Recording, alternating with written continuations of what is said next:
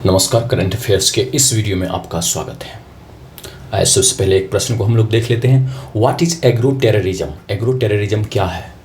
तो agro terrorism जो है, जैसे टेररिज्म को आप लोग समझते हैं तो एग्रो है एग्रीकल्चर से जुड़ा हुआ, कृषि से जुड़ा हुआ। तो इसका क्या उत्तर होगा? इसका उत्तर होगा deliberate introduction of pathogens to disrupt agriculture and food supply. कृषि या खाद्य आपूर्ति को बाधित करने के लिए जानबूझकर रोगजनकों का उपयोग। तो एग्रो टेररिज्म को फैलाने के लिए यही किया जाता है कि जो एग्रो टेररिस्ट्स होते हैं वो कृषि प्रणाली में या फूड सप्लाई में ऐसा कोई कीटाणु जीवाणु छोड़ने का प्रयास करते हैं जिससे कि खाद्य आपूर्ति बाधित हो, कृषि उत्पादन बाधित हो और इस तरह से रोग बीमारी जो है वो फैल जाए। अगले प्रश्न की ओर हम लोग बढ़ते हैं। What is फुसेरियम ग्रैमिनेरियम? फुसेरियम ग्रैमिनेरियम क्या है? यह क्या है? यह एक फंगल पैथोजन है कॉजिंग ब्लाइट इन सीरियल्स। अनाज में ब्लाइट का कारण बनने वाला एक कवक रोगजनक है फुसेरियम ग्रामिनेरियम। इसके बारे में थोड़ा सा और भी जान लेते हैं। तो एग्रो टेररिज्म जो है वो बायो टेररिज्म का ही एक प्रकार है, उसका ही एक अंग है और इसमें यही किया जाता है कि जो फूड प्रणाली है, जो कृषि प्रणाली है, फूड सप्लाई चेन है, उसमें बायोलॉजिकल एजेंट्स जैसे पैथोजन, जैसे हम लोगों ने फुसेरियम ग्रामिनेरियम के बारे में जाना, फुट एंड माउथ डिजीज का वायरस इत्यादि, या कोई भी केमिकल प्रदूषक जो है वो डाल दिया जाता है जिससे कि आर्थिक हानि हो, सामाजिक उपद्रव हो, भय का माहौल हो। और इसका उद्देश्य यही होता है कि फसलों को, जीव जंतुओं को और खाद्य प्रसंस्करण की जो व्यवस्था है उसको टारगेट किया जाए और इससे जो मॉडर्न फार्मिंग का जो स्केल है और ग्लोबल ट्रेड है, जो वैश्विक व्यापार है, वो बहुत ही अधिक प्रभावित होता है। और 2001 में जो ब्रिटेन में फुट एंड माउथ डिजीज फैला था, जो कि कैटल्स में होता है, गायों इत्यादि में होता है, उससे लगभग $21 बिलियन का नुकसान हुआ था और इसका बहुत अधिक हेल्थ रिस्क है मानव के लिए। और जीनेटिक पैथोजेंस जो होते हैं वो जीवों से, जानवरों से मनुष्यों में बीमारियों को फैला सकते हैं। 2 चाइनीज साइंटिस्ट को गिरफ्तार किया गया, इस बारे में हम लोग जान चुके हैं। आगे हम लोग बढ़ते हैं, उससे पहले जान लें कि FHB जो है फुसेरियम हेड ब्लाइट, ये जो उस फंगस के कारण होता है फुसेरियम ग्रैमिनेरियम, वो उसको स्कैग भी कहते हैं इस फुसेरियम हेड ब्लाइट को, क्योंकि यह गेहूँ, बार्ली, ओट, चावल इस सब में लगता है और मकई में भी लगता है। मकई में जो है यह क्या करता है, उसका जो स्टॉक होता है, जो उसका मुख्य तना होता है, उसको सड़ा देता है। अगले प्रश्न को हम लोग देख लेते हैं।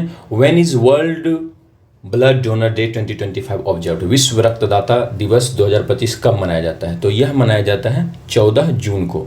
और what is the theme of world blood donor day 2025? विश्व रक्तदाता दिवस 2025 का थीम क्या है? तो इसका थीम है give blood give hope together we save lives. रक्त दें, आशा दें, साथ मिलकर हम जीवन बचाते हैं। एक व्यक्ति जब रक्तदान करता है तो वह 3 लोगों की जान बचा सकता है, इसलिए विश्व रक्तदाता दिवस जो है बहुत ही महत्वपूर्ण दिवस है और इसे मनाता है WHO, उसके बाद इंडियन रेड क्रॉस सोसाइटी इत्यादि मिलकर मनाते हैं। विश्व रक्तदाता दिवस किस व्यक्ति की जयंती पर मनाया जाता है? World blood donor day is celebrated on the birth anniversary of which person? तो इसका उत्तर होगा कार्ल लैंडस्टीनर के नाम पर ही मनाया जाता है, क्योंकि इनका जन्म हुआ था इसी दिन।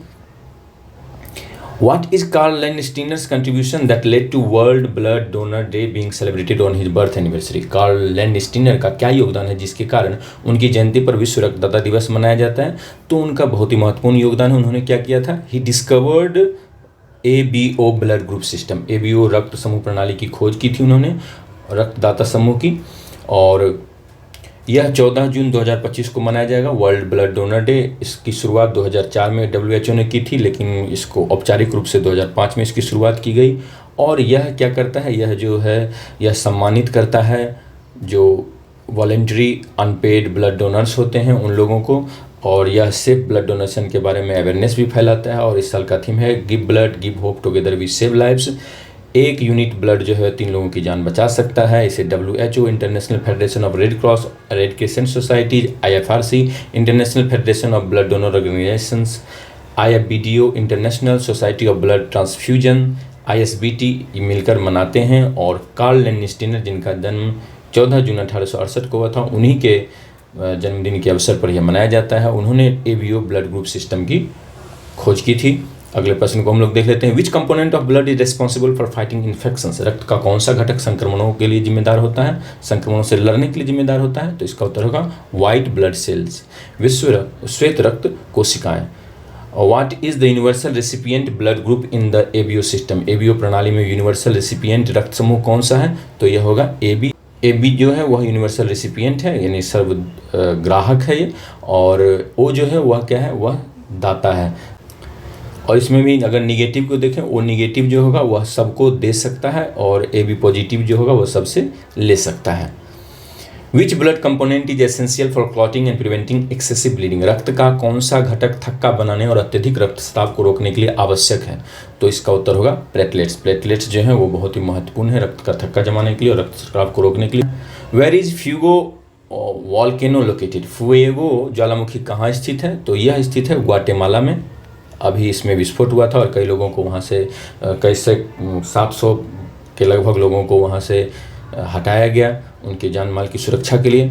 तो यह जो ग्वाटेमाला है यह सेंट्रल अमेरिका में है और इसकी राजधानी है ग्वाटेमाला सिटी।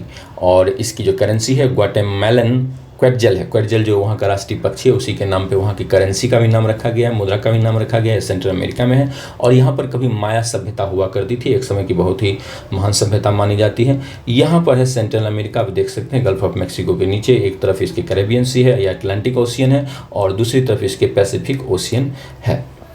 और अगर ग्वाटेमाला को हम लोग देखें तो ग्वाटेमाला जो है वो कई सारे देशों से घिरा हुआ है। एक तरफ इसके मैक्सिको है, बेलीज है, होंडुरास है, अल सल्वाडोर है और इन सब के बीच में जो है ग्वाटेमाला है।